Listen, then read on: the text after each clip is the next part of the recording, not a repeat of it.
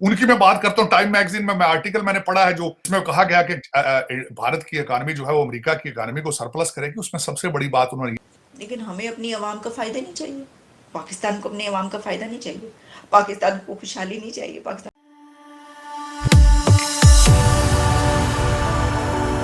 जय हिंद दोस्तों, मोदी देश में आपका स्वागत है। दोस्तों, इस वीडियो को लाइक और हमारे चैनल को सब्सक्राइब करना मत भूलिएगा। तो दोस्तों, आज पाक मीडिया बात करें कैसे टाइम्स मैगजीन में कोलंबिया के एक इकोनॉमी के प्रोफेसर ने एक आर्टिकल लिखा है कैसे जल्दी ही भारत की इकोनॉमी अमेरिका से बड़ी हो जाएगी।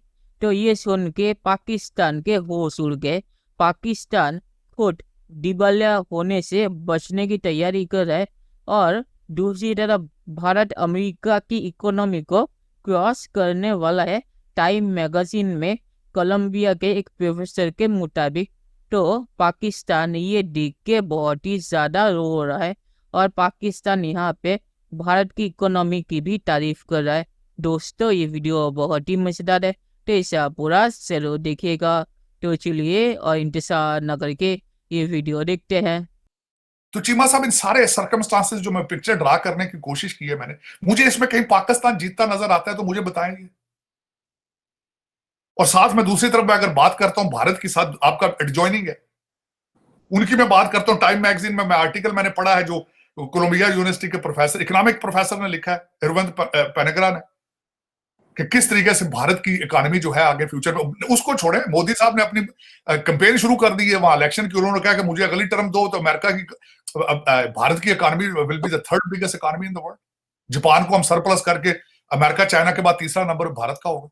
इस वक्त सबसे बड़ी बात यह है, मैंने जो रिसेंट अभी पढ़ रहा था चीमा साहब, कि इस वक्त चाइना कोविड ने बड़ा कुछ सीखा। बल्कि वो आर्टिकल जो मैंने आपको बताया कोलंबिया यूनिवर्सिटी का, जिसमें कहा गया कि भारत की इकानमी जो है वो अमेरिका की इकानमी को सरप्लस करेगी, उसमें सबसे बड़ी बात उन्होंने ये बताया कोविड का इंपैक्ट पूरी दुनिया में। और जिस तरीके से अमेरिका की इकानमी कोविड की वजह से स्लो हुई है, उसकी इसी से दुनिया की दूसरी इकानमीज कैचअप कर जाएंगी। और खासकर उन्होंने उसी आर्टिकल के अंदर इंडिया का ट्रेड प्रोटेक्शनिज्म के बारे में बात की है और 1991 के रेवोल्यूशन की बात की है कि किस तरीके से चाइना भारत ओपन अप हुआ। फिर उन्होंने बात की है कि किस तरह इस वक्त भारत के अंदर जो यंग जनरेशन है, वो अगली जनरेशन यंग कितने लोग हैं। फिर उसके बाद उन्होंने, और ये मैं उसको साथ रेफरेंस ये देना चाहूंगा कि मोदी साहब ने भी अमेरिका में भी आके यही बात की थी और फ्रांस के अंदर भी जाके यही उन्होंने बात की थी। अमेरिका को उन्होंने कहा था कि वो build the tunnel of intellect, कि हमारा यंग इंटेलेक्ट आएगा, इनके पास टेक्नोलॉजी नॉलेज होगा तो हम ब्रिज बना देंगे। फ्रांस के अंदर जाकर उन्होंने अपने स्टूडेंटों की बात की थी कि वो 2 साल नहीं 5 साल रह रखेंगे फ्रांस में।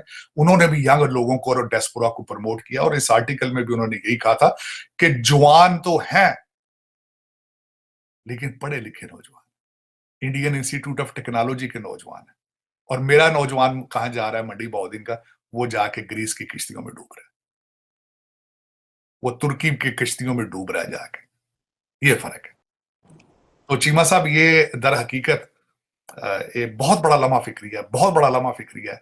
लेकिन काश के मेरी मादरे मिल्लत, मेरी मदरलैंड में कोई एक लीडर पैदा हो।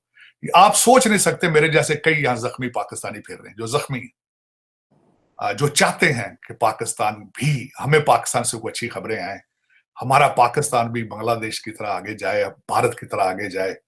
अब तो खैर अफगानिस्तान भी आपसे अच्छा नजर आना शुरू हो गया। आपकी सारी एजेंसियों की मर्जी से वो मेरे जो पठान भाई हैं, सारे तालिबान भाई, बड़ी टेक्निकल तरीके से डॉलर सक करते रहे हैं और आप कमीशनें लेते रहे हैं। उस पर अफसोस है। यहाँ पे मैं महसूस करता हूँ कि भारत में भी डिक्टेटरशिप कहीं से आ जाए 10 साल के लिए, और डिक्टेटर मोदी हो, मोदी ना हो तो योगी हो। ऐसा भारत चाइना को पीछे छोड़ देगा। प्रेडिक्शन है कि 2075 में चाइना को छोड़ेगा। मैं कहता हूं 2035 में चाइना को छोड़ देगा। 7 सिंगापुरियन सेटेलाइट्स, उसमें ये है कि कुछ एक तो हिस्टोरिक ISRO यानी कि इसरो लॉन्च कहा गया इसे फ्रॉम श्रीकोटा, वहीं से जहाँ से श्रीहरिकोटा जहाँ से पहले किया गया था। और अब जो ये है, इससे वहाँ के इमेजेस और जो भी रिक्वायर्ड उनको हैं सिंगापुर की, उसको वो सब वो वहाँ से कलेक्ट करेंगे और वो करेंगे। तो ना सिर्फ ये कि अपने वो मिशन जो हैं, बल्कि जो दूसरे कंट्रीज़ हैं उनके साथ भी जो है वो ये कोलैबोरेशन में, तो खैर हम देख रहे हैं पूरी दुनिया के साथ उनकी कोलैबोरेशन मुख्तलिफ महाजों पर डिपार्टमेंट्स में जारी है। तो अब इसके ऊपर भी हम ये देख रहे हैं। इसी तरीके से कहा गया है कि satellites, Singaporean satellites into their orbits, intended orbits, और satellite was developed in partnership with the government of Singapore. जमजम आया तो, लेकिन हमें, अच्छा, अमेरिका ने ये क्यों किया आपको पता है? अपने आवाम के लिए, अपनी खुशहाली के लिए, अपने फ़ायदे के लिए। लेकिन हमें अपनी आवाम का फ़ायदा नहीं चाहिए, पाकिस्तान को अपने आवाम का फ़ायदा नहीं चाहिए, पाकिस्तान को खुशहाली नहीं चाहिए। पाकिस्तान तो वो कहेंगे हम क्यों करें तिजारत और वो तो छोड़ ही दो तुम। और ये स्पेस तो बहुत ही दूर की बात है, कौन सी स्पेस है? वो ज़मीन तो चपटी है, तो जब ज़मीन चपटी है तो स्पेस पे जाने का जो है वो सीधे चले जाएंगे। वैसे ही कुछ वैसे ही पी पू के भी जा सकते हैं, तो वो चले जाएंगे। चलिए दोस्तों, इस वीडियो पे बात करते हैं। तो आरिफ भाई ने जो कहा कि मोदी जी अगर डिक्टेटर होते इंडिया के तो 2035 में भारत की इकोनॉमी अमेरिका को क्रॉस कर देती, तो ऐसा सोचना भी सही नहीं है, क्योंकि भारत में डिक्टेटरशिप कभी कामयाब नहीं होगी। क्योंकि आपने देखा होगा कि जहाँ पे भी डिक्टेटरशिप होती है वहाँ पे जो पॉपुलेशन होती है वो होमोजीनियस होती है।